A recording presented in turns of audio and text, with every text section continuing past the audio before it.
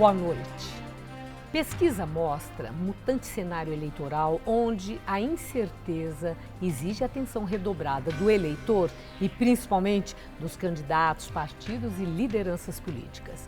Hora do voto recebe o ex-prefeito de Osasco, Emílio de Souza, presidente do PT estadual de São Paulo e um dos fundadores do Partido dos Trabalhadores.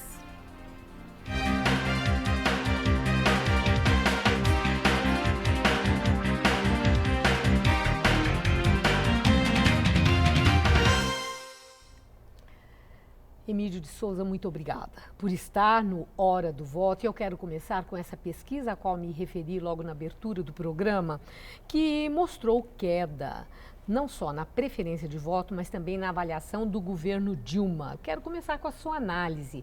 A que o senhor atribui essa queda? Queda no prestígio de Dilma Rousseff?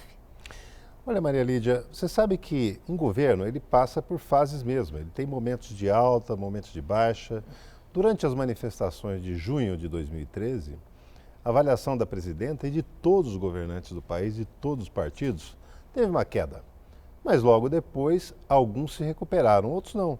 Ela se recuperou e bastante. Agora, essa variação, para uma presidenta que tem 43% cair para 38%, não chega a ser uma novidade, porque nós tivemos uma exploração de alguns temas por partidos de oposição.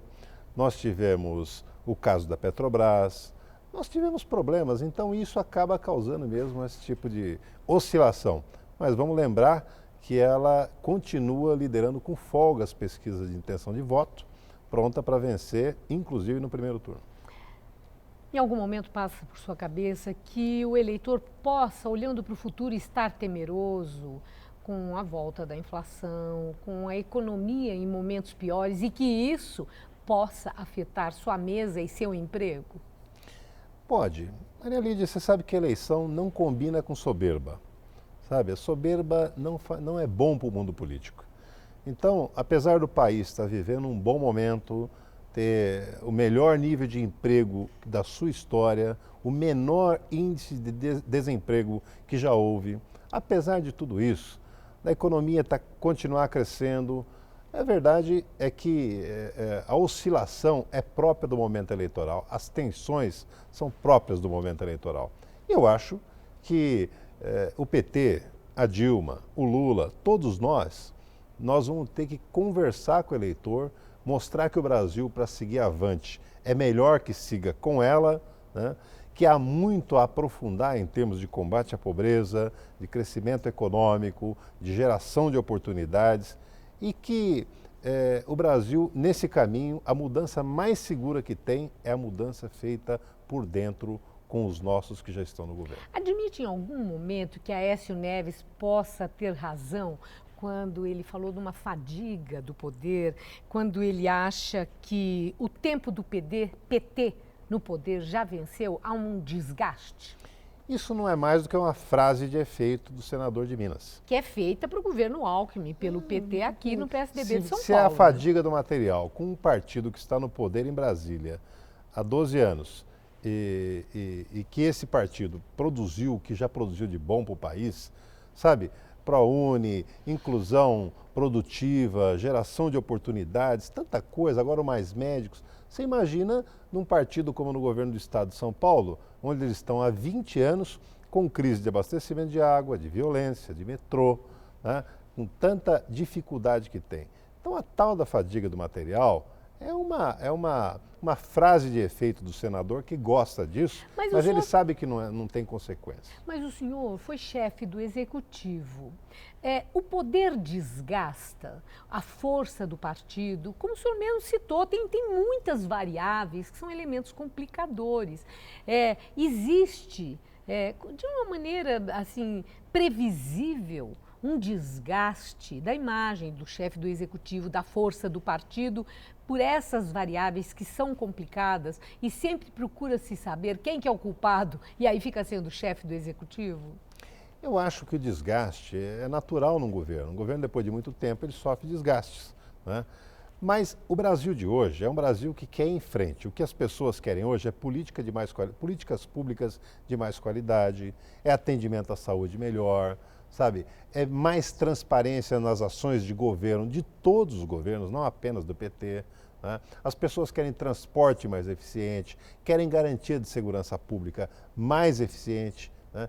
Então, o que os governos têm que tratar hoje, há um recado claro para todos os partidos, todos os governos. Trabalhar a eficiência, fazer mais com menos recursos, sabe? Ser mais transparente, mesmo quando as coisas não podem ser feitas. Eu acho que é um recado claro. E nós, o nosso partido, sabe ler esse recado que veio das ruas. Emílio de Souza, numa última vez em que eu entrevistei no Jornal da Gazeta, o senhor falou que estava assim tranquilo com a campanha desse ano por uma razão. Vocês tinham um cabo eleitoral e tanto que era o presidente Lula, principalmente nessa eleição em que ele está desvinculado do poder, sem outros encargos, e ele ia poder abraçar a campanha Brasil inteiro e fazer um bom trabalho. Que isso era uma vantagem que o PT tinha. Agora, essa pesquisa que a gente falou logo no começo mostrou uma coisa curiosa, que é uma pequena queda na aprovação do nome de Lula num dos cenários para a sucessão presidencial. Isso é um sinal amarelo sobre o qual o PT deve parar para pensar? Eu acho que o PT tem que estar sempre avaliando o cenário político, ter uma dose de humildade muito grande. Agora, vamos lembrar o seguinte. Primeiro, a pesquisa mostra que a presidenta Dilma, apesar de uma pequena oscilação depois do governo apanhar muito, né, essa oscilação garante ainda para ela a vitória no primeiro turno. E garante para o presidente Lula, se ele fosse o candidato, garantiria uma vitória muito maior ainda. Então, ele também teve uma oscilação pequena para baixo, o que é absolutamente natural. Então, nós vemos como natural. A péssima notícia para a oposição é que quando as pessoas pensam numa alternativa, uma eventual alternativa a Dilma, a alternativa que as pessoas pensam é o ex-presidente Lula. Ah, então foi bom o senhor tocar nisso. E o volta Lula? O senhor acha possível que Lula venha a ser o candidato no lugar de Dilma, se os números não prosseguirem favoráveis a ela, se isso que apareceu na pesquisa agora apareça no passar do tempo como uma tendência?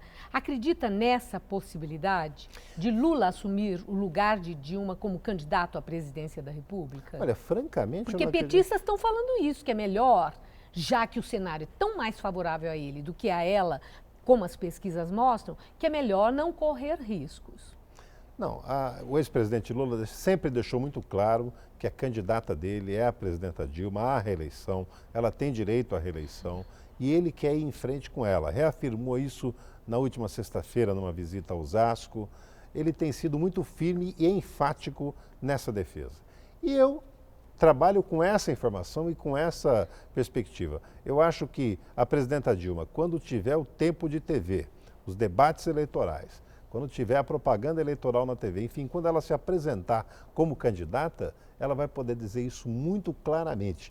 Tudo que foi feito pelo país em termos de estabilidade econômica, de geração de emprego, de grandes obras de infraestrutura, o significado da Copa do Mundo, das Olimpíadas, tudo isso, Maria Lídia, é o que vai ser o tema das eleições. Mas quando eu falo dessa história do volta Lula, né, não é apenas porque isso está sendo divulgado, publicado, mas é por já ter ouvido de petistas importantes, que admitindo essa possibilidade. O próprio Rui Falcão soltou uma frase outro dia que leva a pensar o que ele quer dizer com isso. Quando lhe foi perguntado se a candidatura da Dilma era revogável, ele respondeu que irrevogável é só a morte. Ora, não sendo peremptório, dizendo que de jeito nenhum que ela é candidata até o fim, e falando isso, no subtexto está escrito o quê? Na verdade é o seguinte, ó, muita gente deseja a volta do presidente Lula, tanto dentro do PT quanto fora do PT, porque ele é uma figura muito querida, muito carismática, as pessoas lembram do tempo dele com aquela característica que ele é peculiar.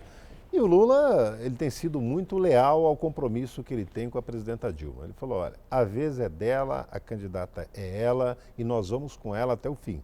Então, nós trabalhamos com esse cenário, com as palavras que ele tem dito publicamente sobre essa questão.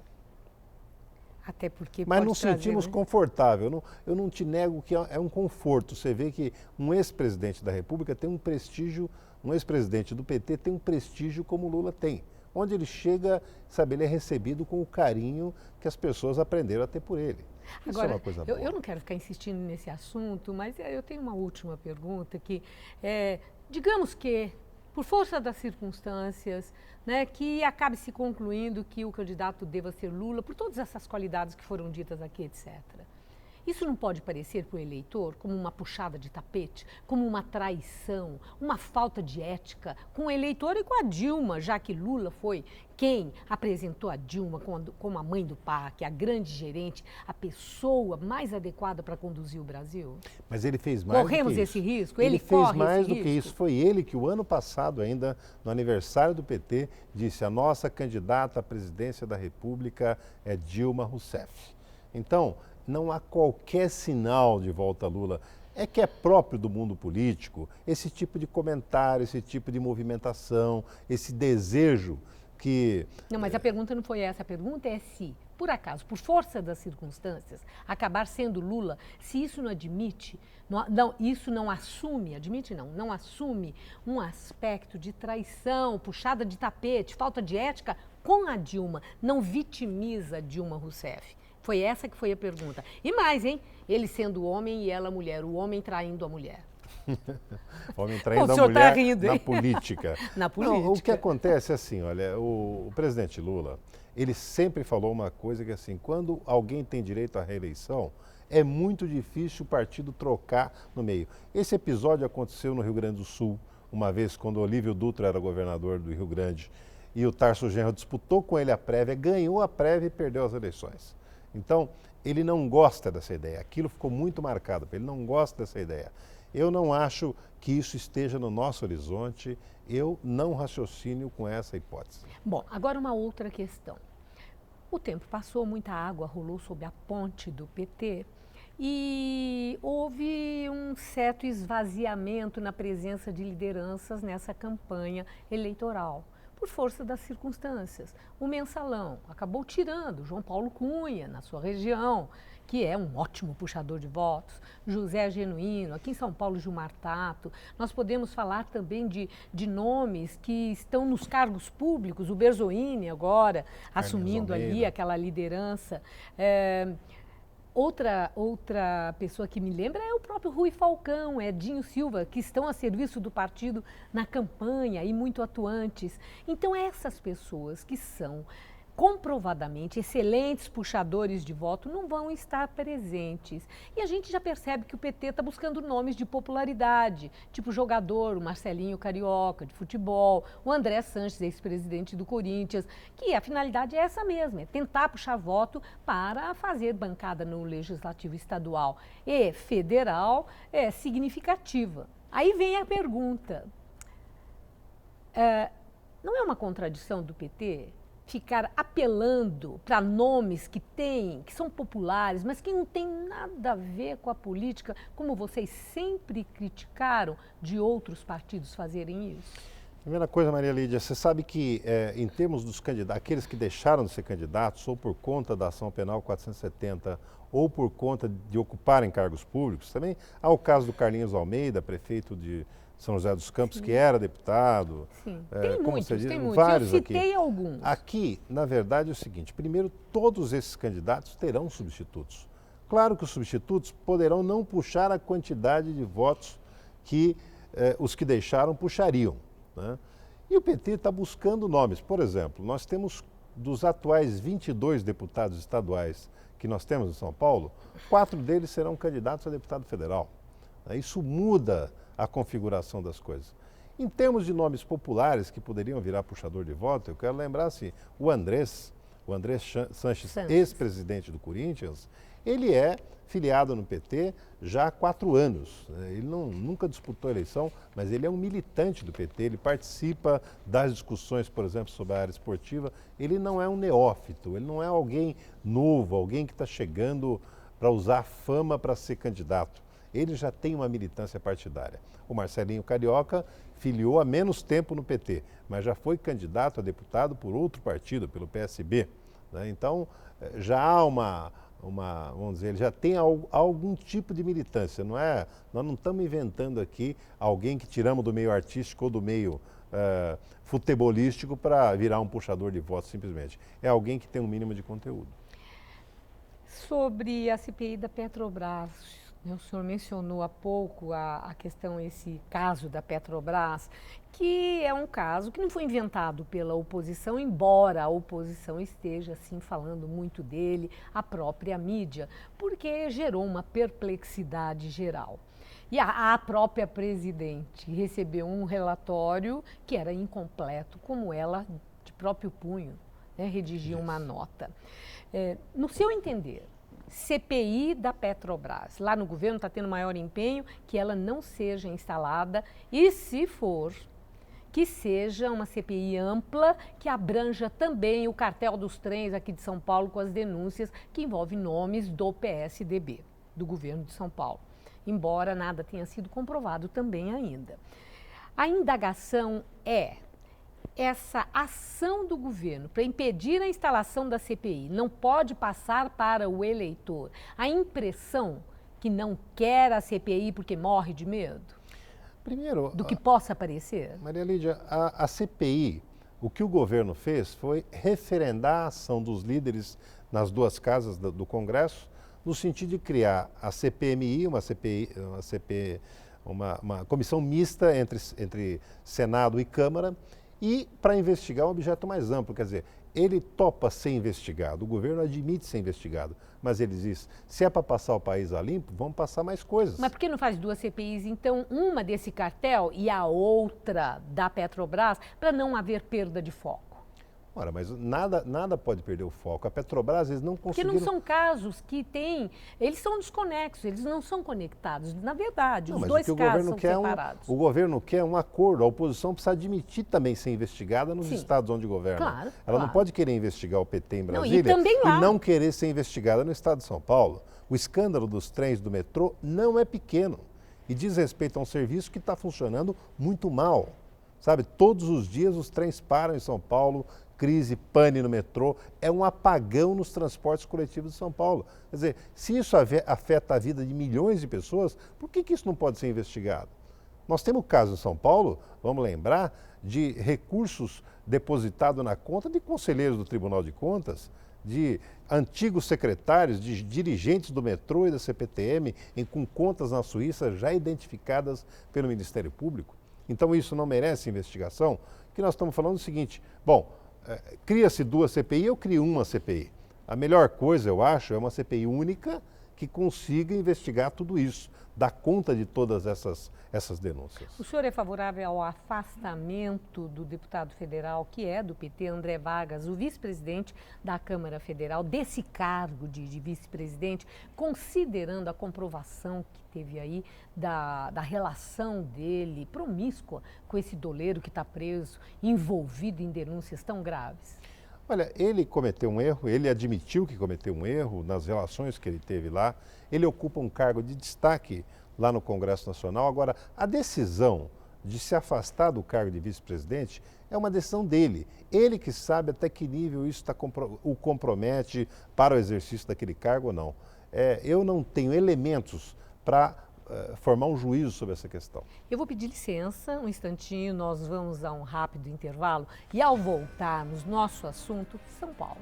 Nós vamos falar sobre a candidatura Alexandre Padilha. Se tudo que está acontecendo no cenário nacional de alguma forma pode contaminar a candidatura Alexandre Padilha ao governo do estado de São Paulo. 1 minuto, estaremos de volta.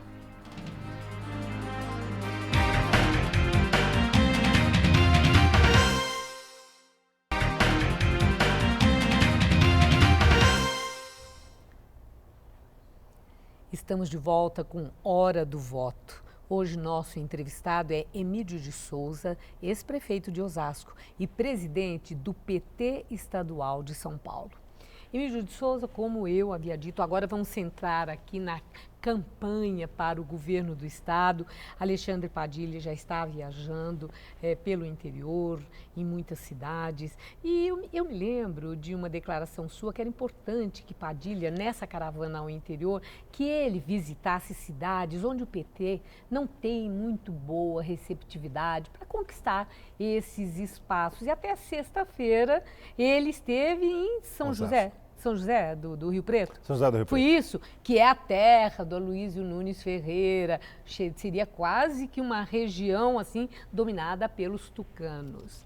Foi bem recebido lá o Padilha? Valeu essa empreitada sendo levado pela mão da presidente da República? Muito bem, porque primeiro ela foi entregar uma obra que São José do Rio Preto jamais teria feito se não fosse o apoio do governo federal. Foram entregues mais de 2.500 casas do Minha Casa Minha Vida. Então, é uma política que já produziu mais de 3 milhões de unidades, 500 mil no estado de São Paulo.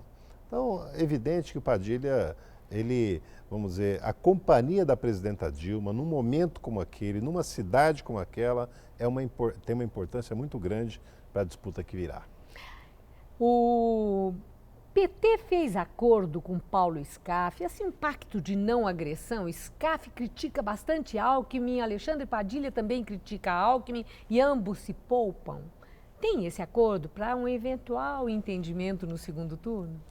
Não tem nenhum nível de acordo com o Paulo Scaff, nós o respeitamos, ele é parte da nossa base aliada, o PMDB é parte da base aliada da presidenta Dilma, como o Kassab também é e vai ser candidato. Evidente que aqui as coisas estão centradas em torno do governo do estado, porque é ele que está no poder há 20 anos, é o PSDB.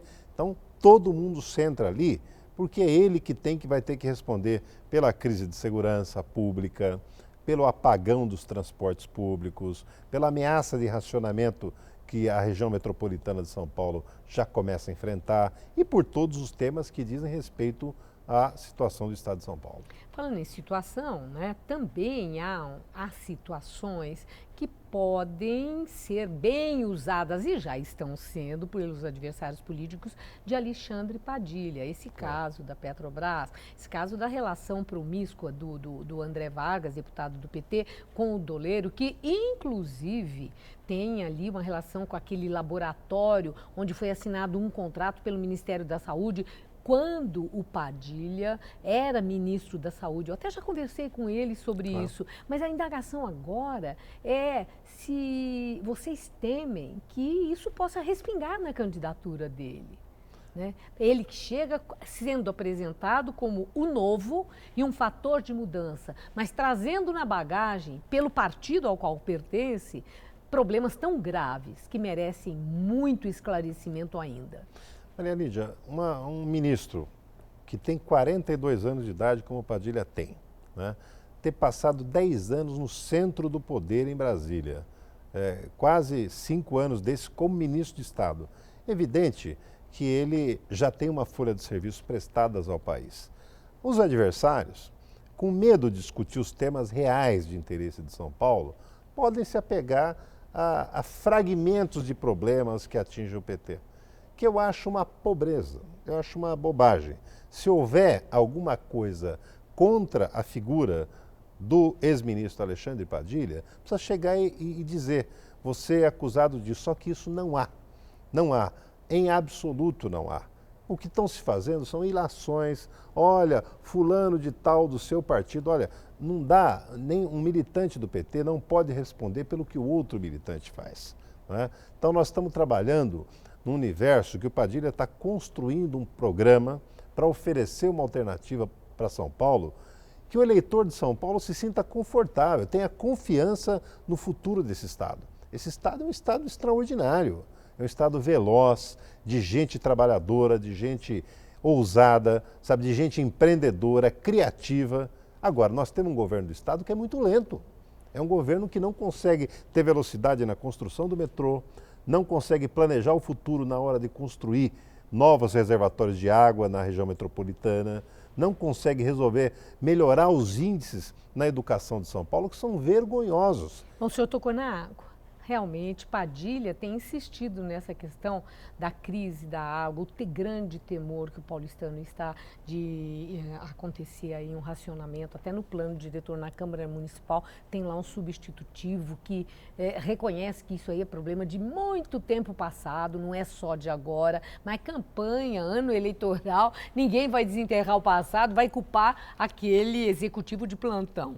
Mas a minha indagação é o seguinte, se quando Alexandre Padilha faz as duras críticas que está fazendo, essa, por exemplo, de falta de lentidão, falta de planejamento, a questão gerencial, assim, deixando muito a desejar, se por causa da água, da crise da água, que era previsível, ele não estaria prestando um desserviço à candidatura Dilma Rousseff, porque isso remete o eleitor de imediato à crise da energia.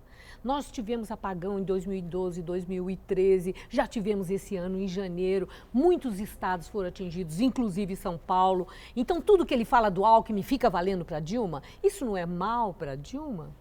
Não, não é, porque nós temos uma diferença básica entre energia elétrica e água, que no caso da energia elétrica, o Brasil aumentou mais de 40% o consumo de energia elétrica na última década, por conta da expansão econômica, do crescimento econômico, das novas empresas, por conta das pessoas ter tido muito mais acesso à compra de eletrodomésticos. Então, o consumo de energia no Brasil aumentou demais. Só que o governo também investiu em novas hidrelétricas, em termoelétricas, em outras formas de energia. E essas formas de energia, hoje você não tem um apagão o tempo todo. O que você teve foi situações episódicas rapidamente corrigidas. No caso da água, aconteceu ainda, o consumo da água não aumentou tanto em São Paulo, porque a população não cresceu tanto assim. A expansão industrial não cresceu. Pode ter crescido 10%, 15% a água, não 40% como na energia elétrica. Agora, o grande problema em São Paulo é que eles não planejaram. Seca, falta de chuva, não é um ano que tem. Às vezes você tem a cada 5 anos, a cada 10 anos, você tem uma grande seca. E eles não souberam planejar, interligar o sistema, economizar, fazer campanhas para poder melhorar essa situação em São Paulo.